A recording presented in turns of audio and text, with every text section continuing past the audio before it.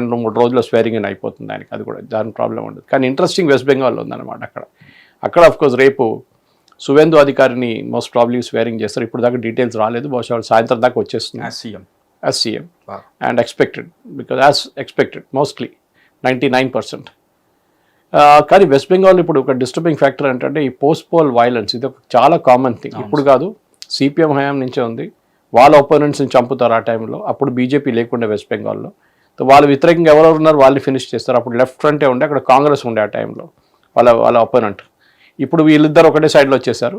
కానీ ఈ left front the violence ఇప్పుడు తర్వాత మమతా బెనర్జీకి వచ్చిందనమాట. అదే వైలెన్స్ మళ్ళీ ఇక్కడికి వచ్చింది, ఇటువైపు వచ్చింది. ఇది ఒక కల్చర్ లాగా అయిపోయింది కదా సార్. కరెక్ట్, కిల్లింగ్ ఫీల్డ్స్ అంటారు దాన్ని బేసిక్లీ. అంటే మీరు పొలిటికల్ అప్పుడు మీ ఆపోజిట్గా ఎవరైనా ఓటేస్తే వాళ్ళని చంపేయడం, మీ వ్యతిరేకంగా ఎవడైనా మాట్లాడే వాళ్ళని చంపడం అనేది చాలా కామన్. కుక్కలు కొడుతున్నట్టు కొడుతారు వాళ్ళు, అది ప్రాబ్లం.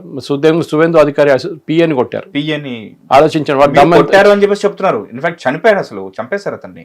అదే లాంగ్వేజ్ లో మీరు అలా చెప్పారు, బట్ దాన్ని ఇంకా కొంచెం ఎక్స్ట్రీమ్ గా తీసుకుంటే చంపేయడం ఏంటి సార్ అసలు? ఒక సీఎం క్యాండిడేట్ పిఎన్ చంపేయడం అదే అంటారు. అది దమ్ చూడండి వాళ్ళది. దే నో దట్ వాళ్ళని రేపు పట్టుకుంటారు తెలుసు వాళ్ళకి. ఓకే, ఎట్లయినా పట్టుకుంటారు పోలీసు వాళ్ళు. ఇన్వెస్టిగేషన్లో సీసీటీవీ మీద అన్నీ చూసేసి నంబర్ ప్లేట్ ఫేక్ ఉంటుంది, అది ఆల్రెడీ తెలిసిపోయింది నంబర్ ప్లేట్ ఫేక్ ఉండని. అదన్నీ జరిగిన తర్వాత కూడా వీళ్ళని పట్టుకుంటాడు, వీళ్ళు తెలిసి ఎన్కౌంటర్ చేయొచ్చు రేపు అని చెప్పేసి. వాళ్ళ ధైర్యం ఏంటి సార్? వాళ్ళు అదే కాంట్రాక్ట్ కిల్లర్స్ ఉంటారు వీళ్ళంతా. మన దగ్గర కూడా చూస్తాం కదా, మనం అప్పుడు ముందు ముంబైలో ఉండేవి సినిమాలు చూస్తాం మనం, కాంట్రాక్ట్ కిల్లింగ్. ఓకే, 50 काम से पहले 50 काम के बाद అని చెప్పి సూట్ కేసు ఇచ్చేస్తాడు. అది ఫోటో ఇచ్చారు, ఈ మనిషి కొట్టేశాడు అని చెప్పేసి. సో ఆ కోపం ఉండొచ్చు ఏమైనా, అది అరెస్ట్ చేసిన తర్వాత తెలిసి ఎవరు చేపించాడు ఇదంతా అనేది. న్యాచురలీ భవానీపూర్లో ఓడిపోయిన కోపంతో చేశారని చెప్పి సువేందు చెప్తున్నారు. మమతా బెనర్జీ వాళ్ళు చేపించారు, అభిషేక్ చేపించారు, తెలియదు మనకి ఇప్పుడు. కానీ వెస్ట్ బెంగాల్లో ఉన్న పాలిటిక్స్లో ఐఎమ్ నాట్ సర్ప్రైజ్డ్. ఎందుకంటే ఇప్పుడు సిఐఎస్ఎఫ్ని, సిఆర్పిఎఫ్ని, ఇంకా బిఎస్ఎఫ్ని ఆల్మోస్ట్ 6 months ఇక్కడ ఉంచుకుంటారని చెప్పినప్పుడు మమతా బెనర్జీ పెద్ద ఇష్యూ చేసింది దాన్ని. ఎందుకు ఎలక్షన్ అయిపోయిన తర్వాత వీళ్ళందుకు మా పోలీసు వాళ్ళు ఉన్నారు. కానీ పోయినసారి కూడా మనకు తెలుసు, మోర్ దెన్ 100 మంది చనిపోయారు బీజేపీ కార్యకర్తలు. ఎంతోమంది మహిళల్ని రేప్ చేశారు వీళ్ళు. దానికోసం ఈసారి ఉంచుకున్నారు. సో ప్రీపోల్ వైలెన్స్ లేకుండే చాలా మటుకు చాలా పీస్ఫుల్గా జరిగింది ఈ ఎలక్షన్ అనమాట. ఒకటే సీట్లో కౌంటర్మెంట్ జరిగింది. లాస్ట్ టైం 6 నుంచి 7 ఫేజ్లో పోలింగ్ జరిగితే ఈసారి 2 ఫేజ్లో పోలింగ్ అయిపోయింది. So the law and order was very good. కానీ ఒక డెస్పరేట్ సిచ్యువేషన్గా వీళ్ళు లాస్ట్ మినిట్లో వచ్చేసి ఒకసారి ఎలక్షన్ ఓడిపోయిన తర్వాత ఏం చేయాలని వీళ్ళకి కూడా అర్థం కాదు, పిచ్చి పట్టినట్లు అయిపోతుంది అనమాట. అదే జరిగింది. హోప్ఫుల్లీ ఈ వైలెన్స్ షుడ్ ఎండ్ ఇప్పుడు. ఎందుకంటే రేపు గవర్నమెంట్ ఒకసారి టేక్ ఓవర్ చేస్తే కొత్తగా ఐపీఎస్ ఆఫీసర్ని అమిత్ షా గారు ట్రాన్స్ఫర్ చేశారన్నారు. యాజ్ అడ్వైజర్ ఉండొచ్చు, లేకుంటే ఇంకేదైనా పోస్ట్కి ఉండొచ్చు.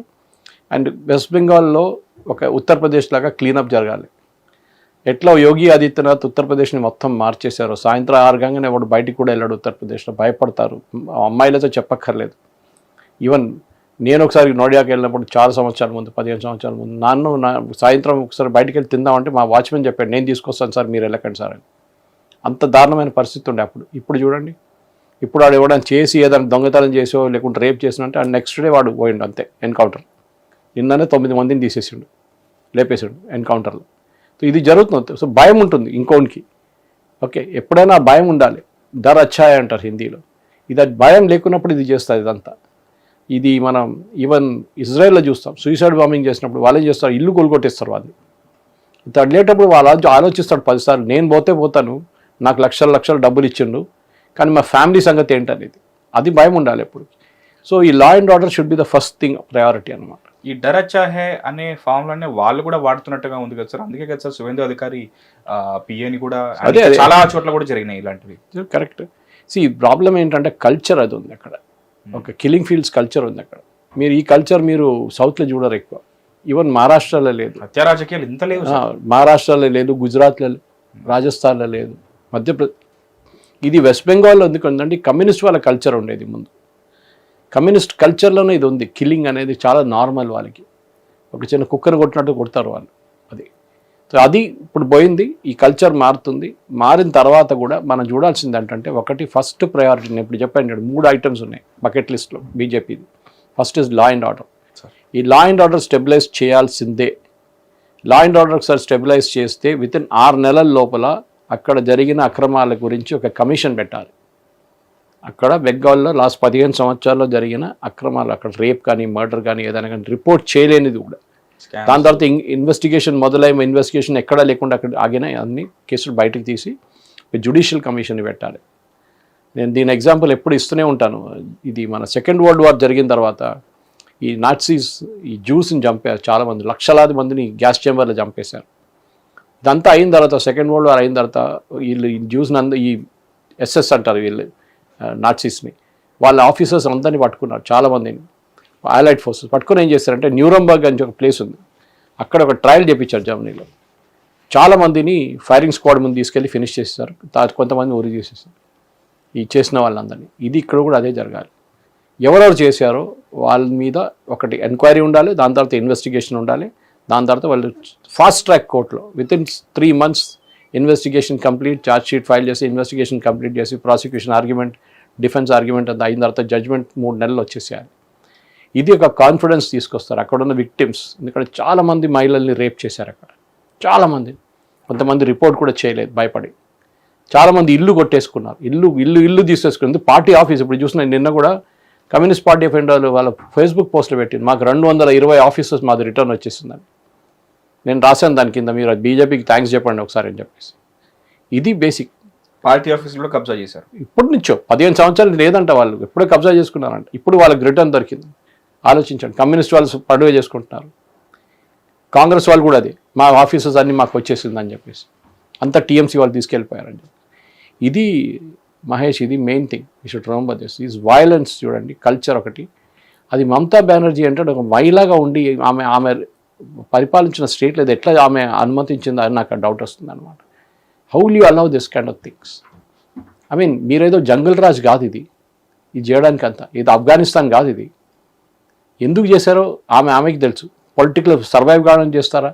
అది మీరు 5 సంవత్సరాల తర్వాత మీరే ఉన్నారు కదా ముఖ్యమంత్రి, మళ్ళీ మీ ప్రాబ్లం ఏంటి? మళ్ళీ ఎందుకు చేపిస్తున్నారు అంటే అక్కడ గుండాయిజం. ఫర్ ఎగ్జాంపుల్ అక్కడ ఇప్పుడు కల్కటాలో మీరు ఎక్కడున్నా కానీ వెస్ట్ బెంగాల్లో మీరు ఇల్లు కడితే మెటీరియల్ కావాల్సి వస్తుంది. మీ ఇల్లు కట్టాలని సిమెంటు, ఇసుక, ఇటుకలు అన్నీ కావాల్సి, అన్నీ వాళ్ళ కాంట్రాక్టర్ ఉంటారు. వీళ్ళ దగ్గర ఒక టీం ఉంటుంది టీఎంసీ, ప్రతి విలేజ్కి వాళ్ళ దగ్గర నుంచే కొనాలి.